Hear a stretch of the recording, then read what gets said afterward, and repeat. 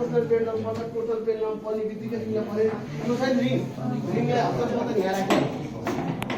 बुझ्यौ तिमीले के गर्छ भने रिङसँग नजोडेर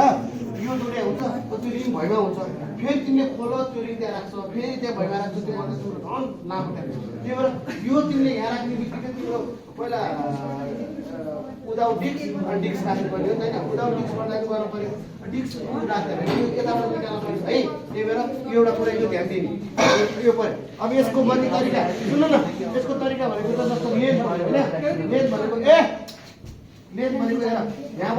यहाँबाट यसको मुखसम्म नाप्ने यता हेर्छ यसको मुखदेखि यसको यहाँबाट यसको मुखसम्म त्यो लेन्थ भइहाल्यो त्यो लेन्थ भनेको दुईजना चाहिएको त्यो बाँध्न त त्यो लेन्थ भनेको त्यहाँनिर अड्काउने दुईजना चाहियो तिमीलाई सधैँ कतिवटा सिकाएको 5 वटा होइन चार्टमा 3टा गरेर 3टा गरेपछि जति बेला राखेर भने तिमीले तिम्रो बुझ्छौ होइन त्यो आफ्नो तरिका त्यो राखिसकेपछि जस्तो यो राख्यो यसरी राख्यो यसरी राखेपछि एउटा पोइन्ट हुन्छ जस्तो यता यहाँ उल्टो राखेर क्या यताबाट जस्तो यो पोइन्ट हो हेर यसको नाम के हो रे टोर्सनल त्यसलाई किन टोर्सनल भन्यो होला त्यो एउटा ध्यानमा राख्नु ट्विस्ट मात्रै गरिदिनु के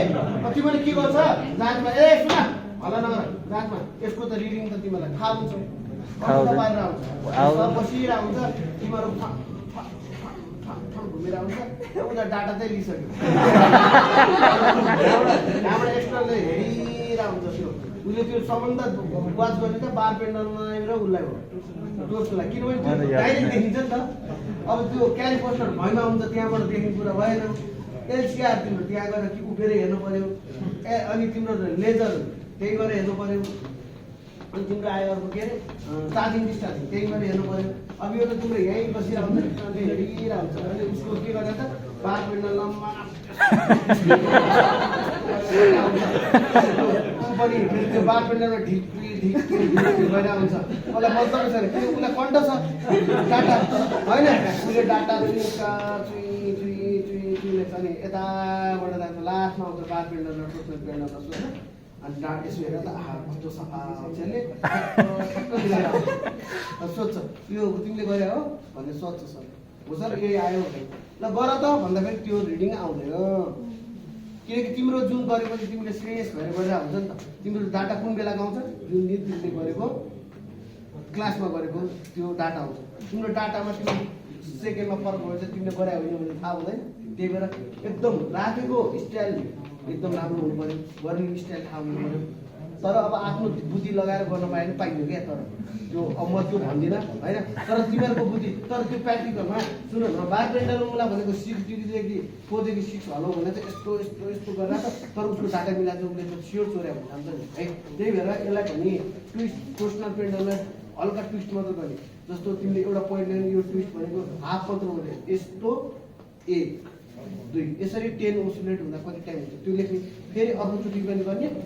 दुईटाको मिल गर्ने मिललाई 10 डिभाइड गरेर टाइम पिरियड निकाल्ने त्यति हो होइन त्यही भएर यो टोटल पेन्डलम गर्ने मान्छे र बार पेन्डलम जसलाई पर्छ नि त्यसले आनन्दले त्यो बसेर चुपो लाएर गरौँ आफ्नो त्यो दिमागमा नि आइहाल्छ क्या त्यो गर्दा गर्दै त्यो तिम्रो मिल्छ नमिले होइन तर तिम्रो टोटल पेन्डलम र बार पेन्डलम गरेर चाहिँ नगर सिरियसली टाइम निकाल्ने मैले जुन सिकाएको छु नि अब त्यहाँ कस्तो हुन्छ भने यस्तो हुन्छ क्या यो तिम्रो छेउमा राखेर गरेर आउँछ कोहीले त्यो भित्तामै टासेर गरेर आउँछ कोहीले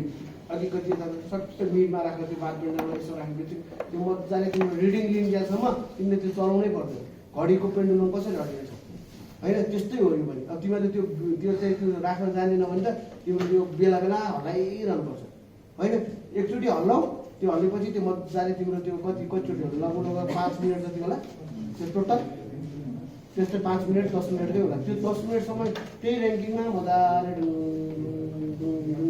है त्यो हो अब त्यसपछि अब अर्को एउटा के कुरा गर्ने